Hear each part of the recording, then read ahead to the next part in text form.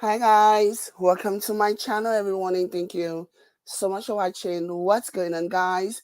I am Jade. If you're new here, please hit the like button and also share this video.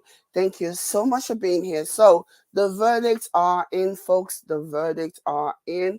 The verdicts are in about Prince William's recent documentary, and according to the verdict, I know I'm using the word verdict way too much. Okay, sorry. But honestly, according to the people who watched the documentary, according to what I have seen and read online, the documentary was so irredeemably bad that not even the toxic British media could pretty it up and make it sounds good through gaslighting. It was so bad, okay? It even aired in North America, mind you. It was so bad. And people just could not connect. This is what happened, right? This is what happens when you try to supposedly connect with people that you cannot connect with. Okay, I guess we can file this under one of those things, one of those failed attempts by Prince William to imitate his brother Prince Harry. Like, seriously, William, face it. Let's face it.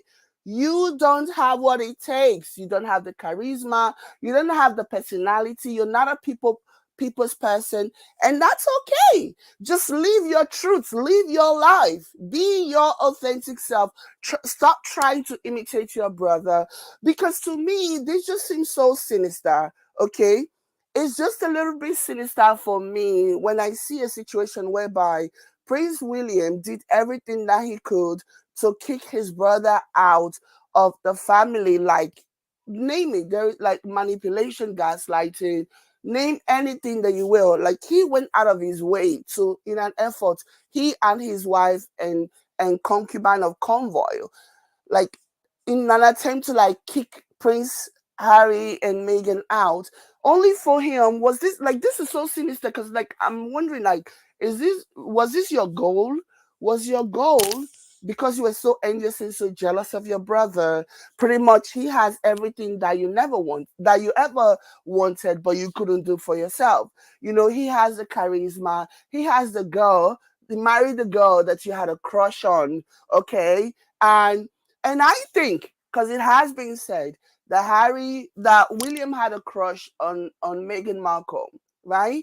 And I'm pretty sure that Kate knew about this, that William had a crush. And I think because of Kate's insecurities and her just feeling like less than, there may have been a situation where she transferred that jealousy and that anger that she had for Megan. She transferred it, and she capitalized on it, is what I'm looking for. Because she knew that William had it, like, William thought she was cute and William had a crush on Megan. And now it's one thing for William to have a crush on somebody on television, right? With the belief that they might never cross paths, they might never see each other. So she will let him have it. You want to have a crush on Meghan Markle? By all means, go ahead and have a crush on Meghan Markle. After all, the possibility of both of you ever crossing paths is like next to none. You know what I mean? But it is a different situation where the person that her husband had a crush on is now closer to the family than she thinks, because she's so immoral, because she's the kind of person who's void of any kind of morality. She probably thinks, oh, William is probably going to be able to seduce Megan, and before you know it, she's going to be kicked out of the club, and Megan is going to take her place. So there is a certain level of jealousy that can also come from that. You know what I mean? So yeah, it is so interesting to me personally to see how all these things are playing now. Because she never anticipated that it'll ever happen. She probably never did anticipated that Meghan will move so close. Meghan will eventually fall in love with Prince Harry and then be so close, basically making her fear a bit more realistic than it would have been had Meghan and Harry not met and got together. So I feel like there is also that. There's also that connection as to why Kate absolutely detests Meghan. In addition to the racism, in addition to the just generalized jealousy that she feels for any woman who's better than her. Like if you look at Meghan, Meghan has a history of just accomplishing so much in her life. Meghan has done so well for herself. Meghan is like the authority that she commands, the way she speaks. It's so interesting how the hateful anti-Meghan crowd, they like to like shame Meghan. Like Meghan is so articulate, she is so worldly, she has done so much, she's so well respected, and it wasn't as a result of being with Harry. It was something that she has always been. From when she was 12 years old, she started making impact. Meghan Markle was making impact from when she was 12 years old, when she wrote a dishwashing company and made them change certain words in their advertisement, because they used to say women across America are getting excited about using this dishwasher. At 12, dishwashing liquid. At 12 years old, Meghan Markle did not think that was okay because it should not be gender based. Everybody should be excited about doing the dishes. And so she wrote the company, and she also wrote Hillary Clinton. Okay, she also wrote Hillary Clinton and wrote the company, and before you know it, they changed because of Meghan Markle. At 12 years old, they changed the words from women across America to people across America. That's how powerful she is. From when she was 12, she was at 12 years old, she already knew that she was special. And anybody who ever came across her already knew that she was special. You know what I mean? So there is a level of jealousy that Kate has. Kate has never done anything in her life. Never achieved anything. Like pretty much she is riding on the coattail of the royal family, or the coattail of the royal family. That's literally what Kate has going for her. So I understand the jealousy, but instead of feeling jealous about somebody, why don't you be inspired by them? Why don't they inspire you instead of you being jealous of them? You know what I mean? So it's wild to me as a concept. But anyways, let's take a look at what is being said. Let me go ahead and read what one article said. There are so many different articles that are out there basically just Williams Williams documentary, and they have nothing but awful things to say about it. So let's go ahead and listen to, and read this one. So this one says Prince William has been handed a humiliating blow after an abject failure. Prince William has faced criticism this week over an ITV documentary which saw Kensington Palace grant behind the scenes access to filmmakers from the channel. So the article continues and say the documentary shows the prince making an effort to continue his mother Princess Diana's legacy by trying to eradicate homelessness. First of all, it is so laughable. It is so laughable. There is a lot to unpack in this particular article. First of all, William had so many opportunities prior to this. Like the man is 40 whatever years old, right? He's had so many opportunities to quote unquote eradicate, take after his mother's footstep. He didn't do any of that because let's be honest, William is not a kind person. William is the kind of person who doesn't care about homelessness. William doesn't care about the less privileged in the society. William is all about the royal family. William is all about the monarchy, how he plans to govern, how he plans to rule as a future king. So trying to say, I thought this article in itself was very, very generous. Again, another example of the British media trying to like gaslight people, right? Personally, I feel like William has had more than enough time, more than enough opportunities to actually take after his mother's footsteps, but he didn't do it. He's only doing it now because it's convenient. because you know nobody's going to live forever, obviously. And King Charles is approaching. You know what I mean? I'm not going to say the word, but King Charles is approaching that. And now he wants to make his own mark.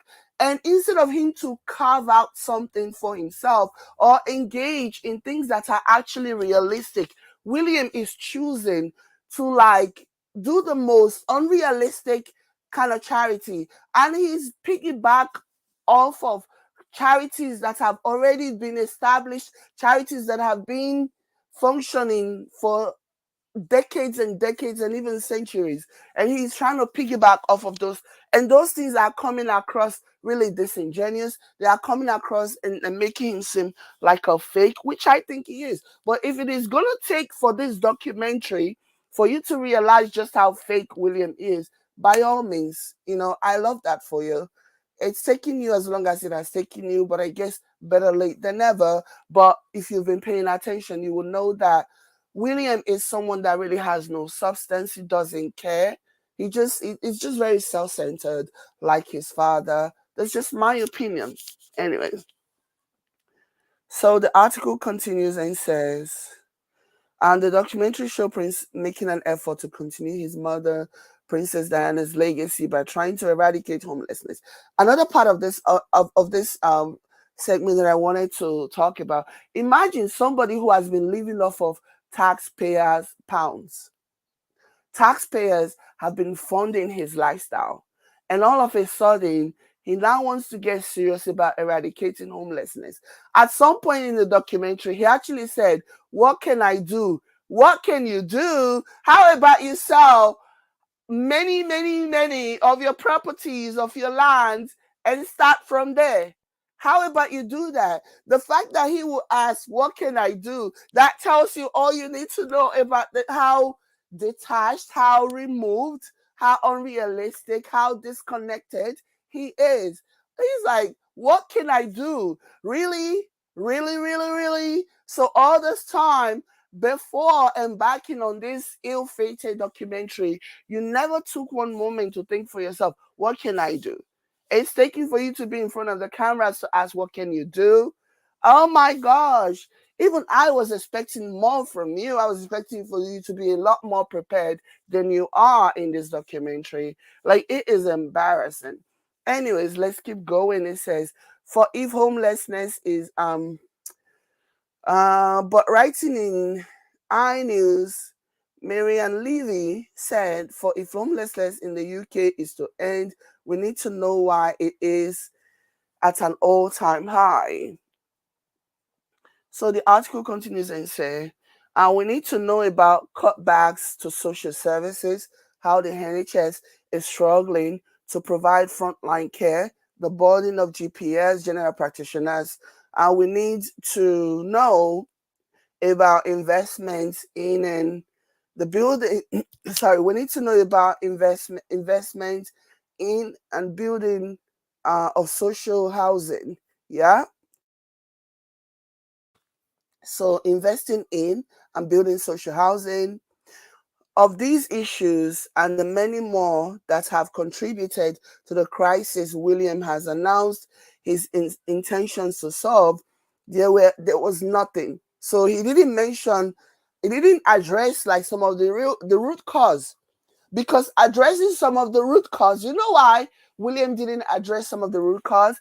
Because it ties directly into the royal family's livelihood and source of income. Because if we had to take all of the tax that are being paid by the British people and redirect them to these areas, to these facilities, and to this project that can help end homelessness, guess who's going to get less tax from the British people? The royal family. Because if you have to redirect many of these taxes to, doing all those things that are very integral, it'll mean less tax goes to the royal family.